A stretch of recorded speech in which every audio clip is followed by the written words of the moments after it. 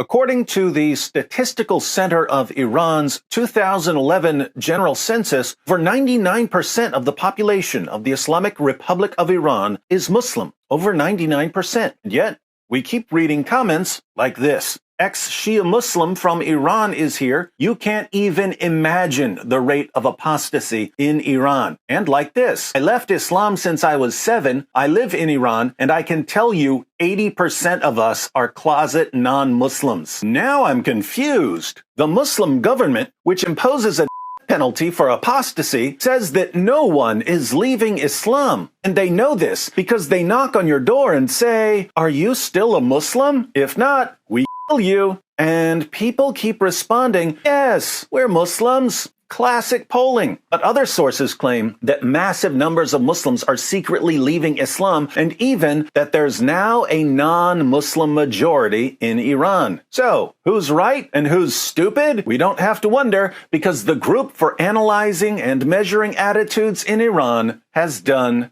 the research. So they conducted a digital survey where the people who were answering questions didn't have to worry about being for giving the wrong answer. Our results reveal dramatic changes in Iranian religiosity, with an increase in secularization and a diversity of faiths and beliefs. Compared with Iran's 99.5% census figure, we found that only 40% identified as Muslim. Only 40% identified as Muslim. This means that non-Muslims, and possibly even ex-Muslims, are now the majority in Iran.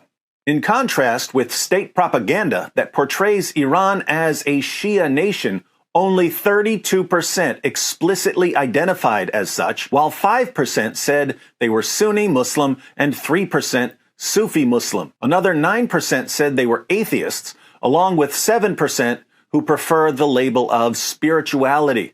Among the other selected religions, 8% said they were Zoroastrians, which we interpret as a reflection of Persian nationalism and a desire for an alternative to Islam rather than strict adherence to the Zoroastrian faith, while 1.5% said they were Christian. Here we can see the data visually. Shia Muslims have this part of the pie. Sunni Muslims have this part of the pie. Sufi Muslims have this part of the pie. Islam doesn't even get half the pie. Most Iranians, 78%, believe in God, but only 37% believe in life after death, and only 30% believe in heaven and hell. In line with other anthropological research, a quarter of our respondents said they believed in jinns or genies.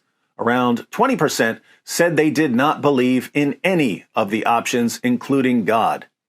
These numbers demonstrate that a general process of secularization, known to encourage religious diversity, is taking place in Iran. An overwhelming majority, 90%, described themselves as hailing from believing or practicing religious families. Yet 47% reported losing their religion in their lifetime, and 6% said they changed from one religious orientation to another. Younger people reported higher levels of irreligiosity and conversion to Christianity than older respondents. Needless to say, these figures are not good for Islam. A third said they occasionally drank alcohol in a country that legally enforces temperance. Over 60% said they did not perform the obligatory Muslim daily prayers, synchronous with a 2020 state-backed poll in which 60% reported not observing the fast during Ramadan, the majority due to being sick. In comparison, in a comprehensive survey conducted in 1975, before the Islamic Revolution, over 80% said they always prayed and observed the fast. That is huge. Before the Islamic Revolution in Iran, before the mullahs took over the government, more than 80% of the population always performed their daily prayers and fasted during Ramadan. Now less than half the population performs their prayers and fasts. Once people saw what an authentic Islamic government looked like, they wanted no part of Islam. So whether it's Shia Islam or Sunni Islam, the vast majority of people do not want to live under an authentic Islamic regime. When Muslims see Islam in all its blood-stained glory, they can't leave Islam fast enough. First off, the Iranian government just did a study. I think it was released last year, where they are lamenting that 55,000 mosques are now closed. And so that's a big deal. Nobody's going to mosque. I think they'll make good churches. Yeah, absolutely. So you see practically, I just talked to an Iranian yesterday.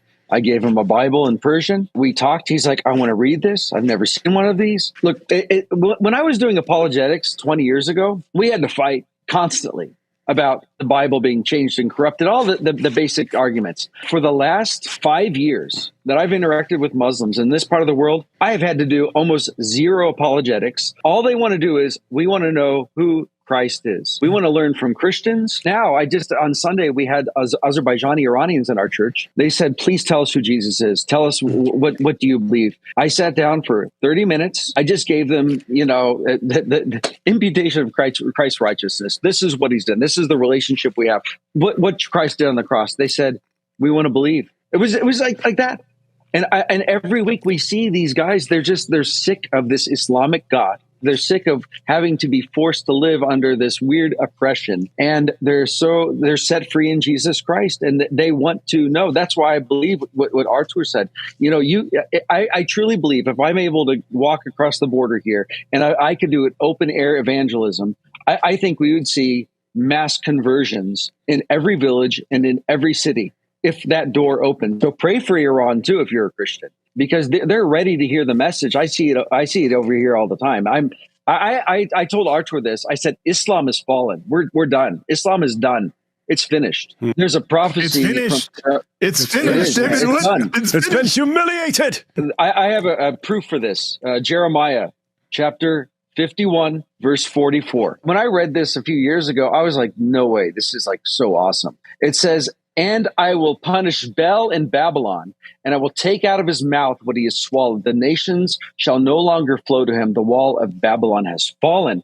Jeremiah said this prophecy at the height of Bel worship, when they had a major temple there in Babylon. It was worshipped for over 2,000 years, this false god Bel.